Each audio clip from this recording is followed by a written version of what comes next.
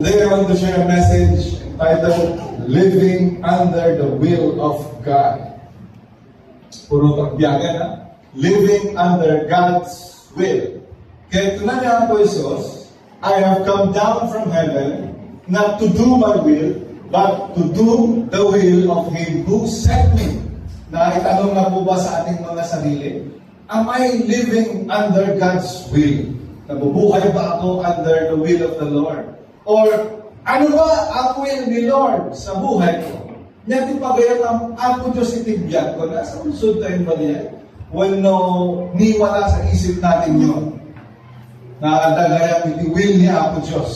May dalawang klaseng will kasi. Yung free will mo at yung perfect will ni Lord sa'yo.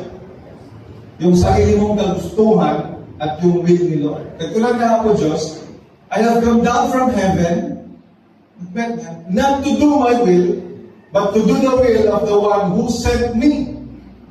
And actually, pinatunayan niya ito noong he was faced with a life and death situation. Kaya, ang ending ng prayer niya, nevertheless, not my will, but let your will be done. Kaya ending, ikaralan niya ako Diyos. At nabuhay siya, doing the will of His Father in heaven. Even in His death, He was willing to submit His will to the Lord. So, grabe yung ibigyan ng Jesus Christ. Naaral ko 3.5 years lang. 3.5 years lang siya nag-minister. Grabe yung impact na, timbago na tayo. Ito yung tatangal dapat maligrig na tayo, i-present siya na. Living under the will of God, living under God's will, I think and I believe this is the one thing that separates a victorious Christian from the defeated, carnal-minded ones. Nagtatawag baligi kat nagigita. Taong nagbibiyag under the will of God. Amen. Kaya mo man takaba mo ang bibiyag under the will of God.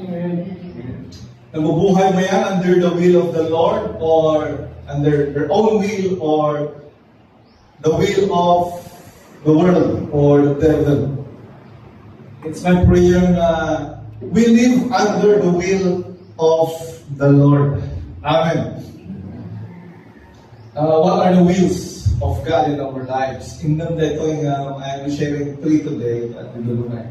Kanya na iti pagayot niya ako Diyos iti biyag ko. Biyag kayo amin. Dati general will of the Lord kami no? Ramdaman ng ano iti pagayatan niya ako Diyos iti biyag ko. Ano iti pagayatan niya ako Diyos. Pagkayatan na nga, makasawa ko na ito sa. Pagkayatan na nga, ventura ko nga business, buno sa. Pagkayatan na nga, gatamit ito nga kotse, BYD, buno sa. May nagbabalak ba ng bumili ng BYD na masakyan dyan? Inopen na nila yung state of almost. Wala pang isang araw, tinos nila ulit. Parang kwenta na ginawa naman. Nakapasa niyo ba? Anyway, what are the wills of God in our lives? Umuna, salvation for all. Dahil ito hindi umuna nga pagayatan niya po Diyos. Balik-baliktad ang Biblia, isuka talaga kaya't niya po. Nga maisalakan, si karuba, anak mo, kalulong, kabagyang, katrabaho, all the world. God wants everyone to be saved. Salvation for all. Huwag ang takawan mo, salvation for all. Dahil ito, di ko muna nga pagayatan ni Apo Diyos, di biyag tayo, panakaisalakan. Biyag na agnanayon. Kaya kung na dyan, ituloy dyan dyan. And this is the will of God. John chapter 6.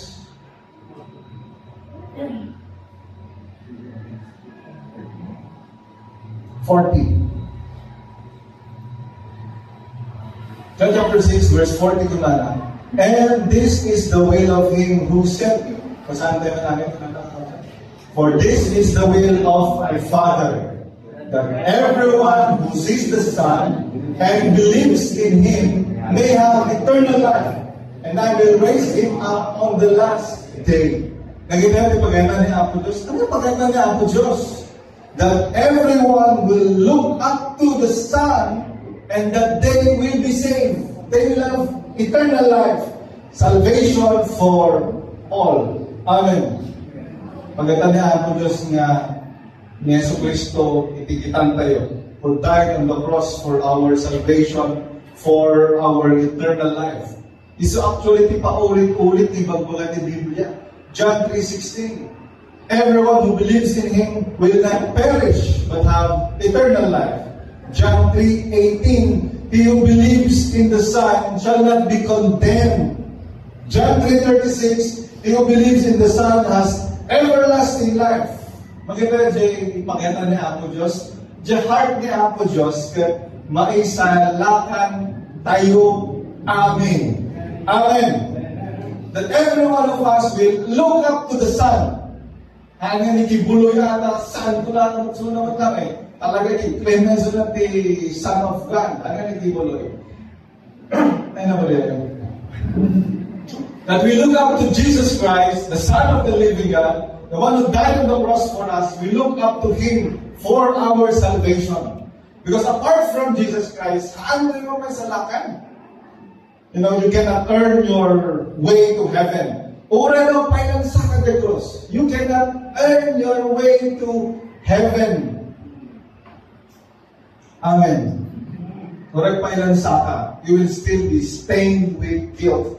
Only our faith, only the faith in Jesus, only our faith in Jesus Christ, faith in the finished work of our Savior on the cross of Calvary, can save our souls from the damnation of hell. Ipanakaisalakan kat babawag ti pamani tayo, kinapo tayo nga Heso Kristo. You know, if you are living today, kat awan natin yung genuine faith mo kini Jesus Christ, you are not living under the will of God. Kung ano nagbakdang ka, nagado iti sanikwa, if you are not looking up to Jesus for your salvation, haan ka nga ang bibiyag iti pagayatan ni Apo Diyos. Wala kumbaga sa will of the Lord. Pero ano ang nito eh? No, ang hinggan ang tagot ti panunod mo kat sikat ti mangisalakan ti bagay. Ti panunod mo kat your own good works can earn you to heaven. I will do this, I will do that, arangidot nito eh, so that I will be worthy to enter the paradise of God. Ibig sabihin, hindi mo pa naiintindihan. Pakitanong nga sa katabi, naiintindihan mo na ba? If you are still earning your way to heaven, nga feeling mo nakasalalay sa kung anong gagawin mo, ang pagpunta mo sa langit, ay iba hindi mo pa naiintindihan. Takulan na, everyone will look up to the Son, believe, accept, receive Jesus Christ for eternal life. Amen. It is my prayer that God will open our spiritual understanding na maawa ng dalito. So 1 Timothy chapter 2 verse 3 to 4, natin ko na natin na, God desires all men to be saved. 1 Timothy chapter 2, verse 3 to 4. Let us read it all together. This is good and it is a sign of the Spirit. One for everyone to receive all the knowledge. It is good and it pleases God our Savior, who desires, yung talagang term na desires, yung He longs, who desires everyone to be saved. Kaya di ako Diyos na may salakan tayo. Magkakagalan mo. Kaya di ako na may salakan ka. Hindi yung kagustuhan ni Lord na kaya kung mapapansintiyan na natin, wala yan sa isip ni Lord. Si Pedro lang sabi niya, God is not willing that anyone should perish. Ito talaga yung will ni Lord. From Genesis to Revelation, this is the will of God. Salvation for all mankind. Nagkasala si Adan at Eva, tibunangin promise na Savior will come. A Savior will come. And He will i-reverse na yung naramit ni Adan kini Eva. Hindi niya ako Diyos ng mapantay na impyerno. Amen. God desires all men to be saved. Pero bakit may mga pupunta pa rin sa impyerno? Tingnan mo yung katabi mo. langit ang pupuntahan niya. God desires all men to be saved. Pero bakit kaya, actually, sabi ni Lord, narrow is the way that goes to life, and wide is the way that goes to destruction. Mas maraming pupunta sa impyerno. Bakit kaya? Kagustuhan ni Lord na punta tayo sa langit, pero marami pa rin ang pupunta sa impyerno. The gift of God is for everyone. Heaven is open for everyone. The love of the Lord is free for everyone, but it is only good for those who would look up to the Son for salvation. Ipanagay sa atin, para lang talaga ng tao na talaga nagtalungan na, sumunod kina ako Jesus.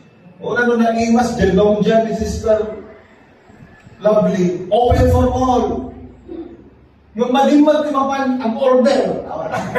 Malimat-limapan ang gala. That, you would taste and see that it's really milky. Ay, katawa na hindi mo mararamdaman. Katulad din yan ng pag-ibig ng Diyos. Open for everyone. Hanggang himang niya ako yung sintilangin. Ngayon, lumalim limapan ni Jai, saan na mag-ngaipilit? Magyaman tayo na naawatan tayo. Kasi kaya. Amen. Nalukatan nga di magpatatayo na, ganun pala yung ni Lord. Kailangan na lang natin, maniwala tayo, sumunod tayo, tanggapin natin siya sa ating buhay. Salvation for all. May katuwa ka pagkaitan niya ako Diyos, sanctification. Sanctified life. What is the will of the Lord? The will of God is a sanctified life. After salvation, ang pangalawang kagustuhan ng Diyos sa buhay natin ay we be sanctified. Ibig sabihin niya, be set apart. Be maiadayo ka o maiduma ka from the ideologies and lifestyle of this world. Grabe naman. Sabi sa 1 Thessalonians 4 verse 3, this is the will of God, your sanctification, that you do not involve yourselves in sexual immorality. O lang kami. 4 verse 3. 1 Thessalonians chapter 4 verse 3 doon nalalita. Basahin tayo namin. For this is the will of God, even your sanctification, that ye should abstain from fornication, from sexual immorality. Dahil ito, iti pagkaitan ni Apo Diyos, naglawag. Dahil ito, iti pagkaitan ni Apo Diyos, nga you will live a holy life, you will may holiness and right living. Yan ang kagustuhan ni Lord. Pwede ni Apo Diyos iti biyag nga biyag ti managpaso. Ito di talaga nga tumbukin na ito ay 1 Thessalonians 4:3 sexual immorality. Ano tutuloy yung pasahan nila ng every one of you, husbands, should learn, should know how to possess his own vessel, his own spouse, in purity and in honor. Ano tuloy yung mga pasahan, the marriage bed should be kept undefiled because God will judge the adulterers. Muna di church, may sama yung ikalda the emphasis jay sanctity of marriage. Jay covenant tayo kiniapo Diyos. Sacred kiniapo iti panagasawa. Amen. Kita ni Apo Diyos, dahil iso ti may sa kitaan actually in our faithfulness to Him.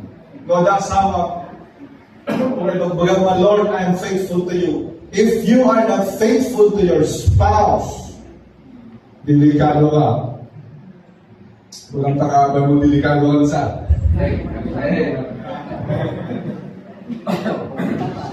But if you are in a position nga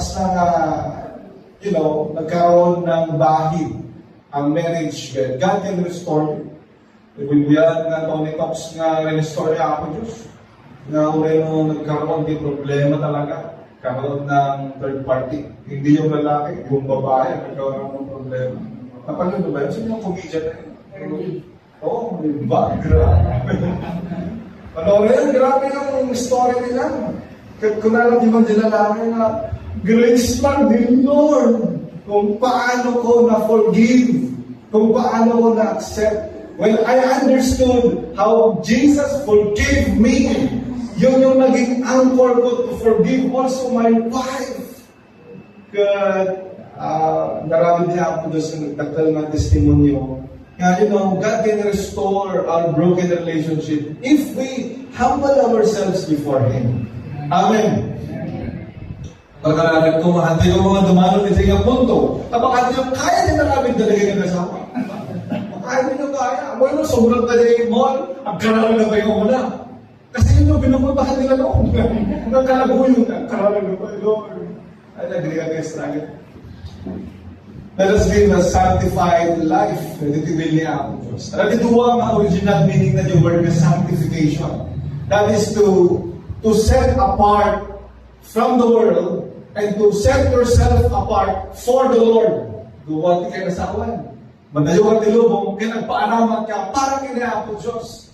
So when I rephrase tayo that this is the will of God, that you be separated from the world and that you be separated for God. Amen. Arapat tibiyag tayo, tilaging tayo, creativity, our time, our talents, even our treasures, for the glory of the Lord. Kung namuntan ng Lord, my life is yours. I will live my life for your glory, for your honor. My family is yours. My marriage is not yours. I will live inside our home to glorify your name. Alam niya kasi hindi nga si Pangulong tigay kaya mga si Pangulan. Ibarsak mo tigay mo ibarsak. Ang bugka pa na kay kaya mo magbagka o matulog ka, bugka. Diba? Hindi na ganoon kasi you are now set. Yun yung gawa ng mundo. But now you are separated from the lifestyle of the world and now you are separated for God sa palingay. At sabi ko bata, sa palingay talaga, hindi na katulad noon. Amen. Tignan mo yung katabi mo may pinagbago. Nagbago ba? No, kasi dapat na pinagbago. Hindi yung walang pinagbago ng taon ng magkakaroon na tayo ng lote, wala pa rin pinagbago. Diba? Ilang taon na tayo magkakasama, ilang taon nang sinishare itong sanctification, transformed life. Ang dami ng testimonies na narinig. Dapat we be separated from the ideologies, lifestyles of this world. May sinabi sa Romans chapter 12 verse 2. Nagtulalita, be transformed by the renewing of your mind. Do not conform to the pattern of this world, that you will know. Wala na. Kung kahit kung ano ang mga makita niya ako Diyos. Ito din eh. Basahin namin yung nahan niya. Do not be conformed to this age, but be transformed by the renewing of your mind, so that you may discern what is the good, pleasing, perfect will of God. Minsan hindi mo nalalaman ang will ni Lord. Baka kasi hindi pa natatransform yung pag-iisip mo. Baka kasi you are still conforming to the patterns and ways of this world. Kaya nalalita, maamong tinasayaan. Ma-discover mo na niya the acceptable, perfect will of God in your life. When you do not conform to the pattern of this world, ano mga ibig sabihin nun? Hanggang makuman namong, saan na lang malukoy, saan mo matulagan, nagiti aramid tilubong. Nya ba nagiti aramid tilubong? Bininsa-binsa yung Biblia nila. Galatians chapter 5, verses 9 to 21. Aramid mo tilubong ta agbuya. Kita pa na dakas mga. Okay lang po, general na agbuya. Galatians chapter 5, verses 19 to 21. The works of the flesh, the works of this world are evident. Basahan tayo na. Now the works of the flesh are manifest, which are these. Diba? Bagana, which are these? Bagana. Andiyan ka ba na? Adultery, fornication, uncleanness, lasciviousness, idolatry, witchcraft, hatred, variance, emulations, wrath, strife,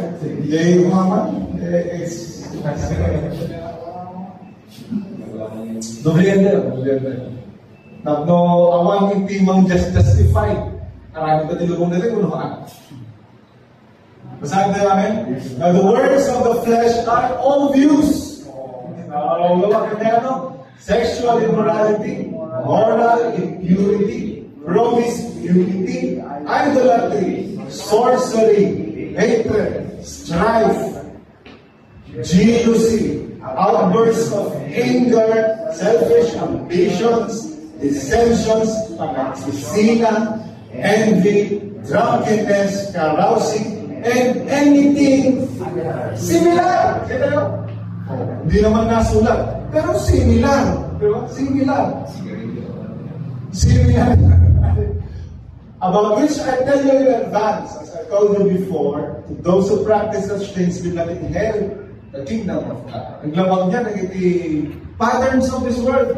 Yan ang patterns of the world.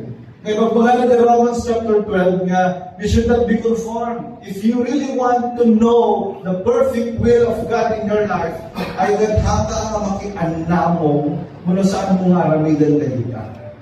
Talagita kami nga banbanang, amungan lang niya ako doon, kalagita ni mga tapok ka na tayo limpyo. Hindi nga po Diyos, pagkatan na isalangan na tayo, kaya na mapagsangto tayo. May katalo, that is ultimately, what is the will of God in us, in our lives? The will of God is a surrendered life. Pagkitanong sa katabi, nag-surrender ka na ba? Nagkakasawa ng tubak na tinatanggalan. Hinabayagan kung sino tayo mo na nag-surrender. At ay kakabsat, sino tayo mo na nag-surrender na nag-sorry. Surrender. It is the will of God that we surrender our will to Him. Amen. Ano ang ibig sabihin niya?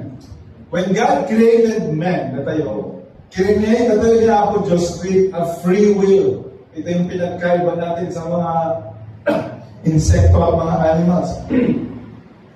Hindi tayo nilikha na parang mga robot, AI. Pero ngayon, may AI na daw ng learning AI.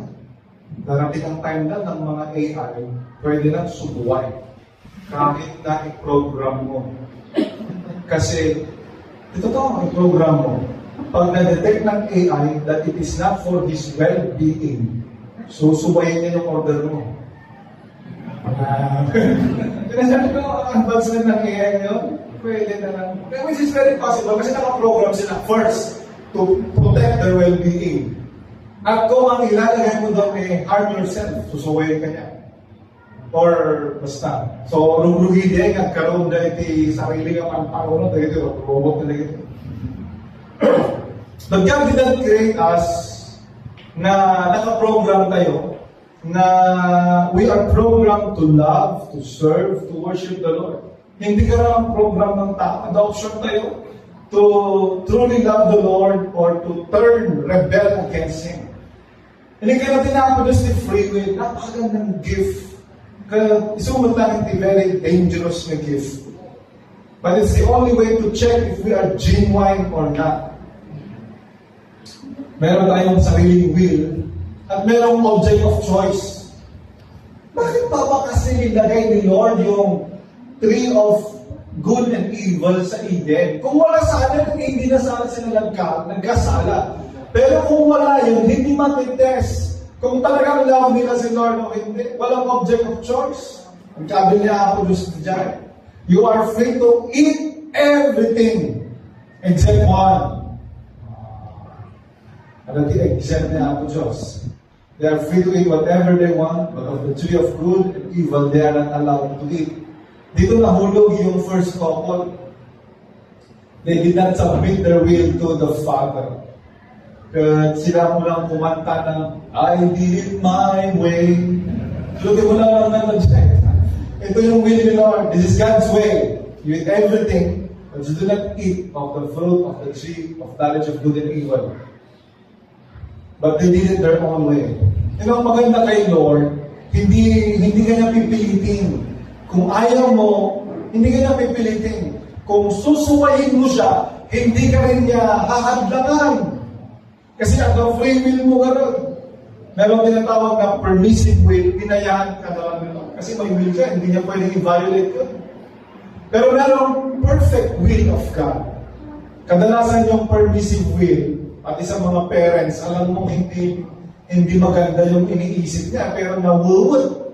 So nga, sige maganda. Kadalasan sa mga permissive will, hindi maganda ang mga consequences ng mga yan. Katulad ni Adan at Eva, they were kicked out from Eden. But Jesus Christ came and He reversed what the first couple did.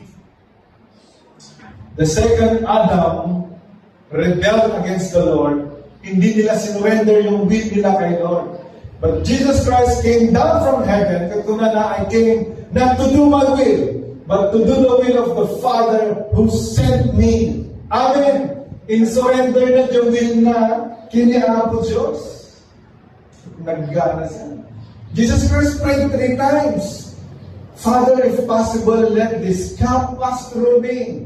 Labsan na kumalit ko yung na pungtot ti Diyos no panaka burden mo no panaka dusa. 3 times na ngay kararag. 3 times naman tayo nulit. Nevertheless. Nagilo ka natin nevertheless. Ngam uray pa yung kasta. Ngam uray pa yung kasta ako.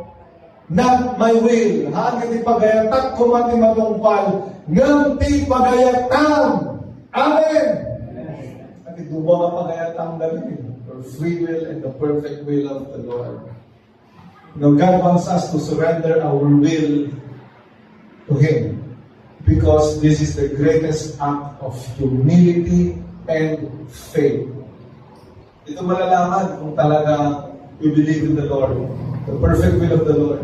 Dito malalaman if you would humble yourself to the Lord or not. Agad ginihit makataan. Ang mga nakarami din surrender at ibig na kinayang Diyos. Dahil mo lang natalo na pagkaitan niya ako Diyos iti biyatel. Salvation, sanctification, and surrender. Sa mga naligan nga maamuan, ang pinaligan niya memorize. Pagbiyagan tayo lang na. Magapakanan mo, pagbiyagan lang na. Pagbiyagan tayo. So the question, am I living under the will of God?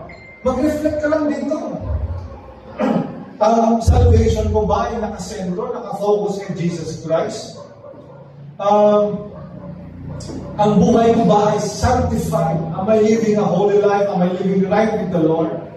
Is my will really surrendered to the will of God? Mag-reflect ka lang dyan sa tatlong question na yan. Kung tinatanong mo, nabubuhay ba ako sa will ni Lord? Napakadaling malaman kung nabubuhay ka sa will ni Lord o hindi. If you are not looking to Jesus Christ for your eternal life, you are not living under the will of God. If you are not living right with the Lord, you are not living under the will of God. Kaya no, hanya nakasurrender, itibiyag mo kini ako. Hindi nakapagawa pala dito ang trono, pagsika, pagpuso. Never, hanya ka nang bibiyag under the will of God. Kasi naman nagtatay, what separates the victorious from the defeated ones is the life living under the will of God. Pagkakataon ang kamay natin.